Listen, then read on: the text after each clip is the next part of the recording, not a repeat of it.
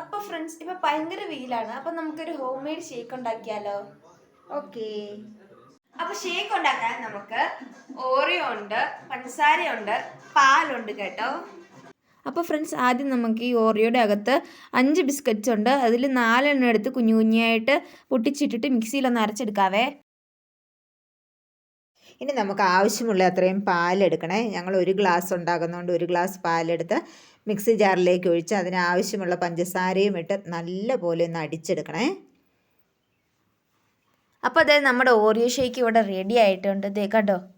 അപ്പോൾ നമ്മൾ ഗ്ലാസ്സിലേക്ക് ഇത് സെർവ് ചെയ്യുകയാണ്. എന്നിട്ട് നമുക്ക് ഇഷ്ടമുള്ള ഐസ്ക്രീം എടുത്ത് അതിലേക്ക് ഇടാം.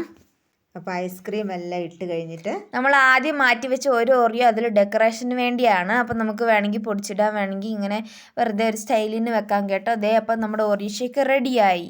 അപ്പോൾ ഫ്രണ്ട്സ് നമുക്കിത് ടേസ്റ്റ് ചെയ്യാം.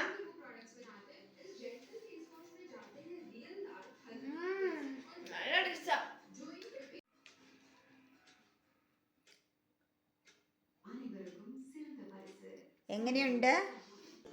അപ്പം ഞാനും ഒന്ന് ടേസ്റ്റ് ചെയ്യാം ഫ്രണ്ട്സ്. അടിപൊളി കേട്ടോ. ഫുൾ വീഡിയോ കമൻറ്റ് ബോക്സിൽ പിൻ ചെയ്തേക്കാവേ.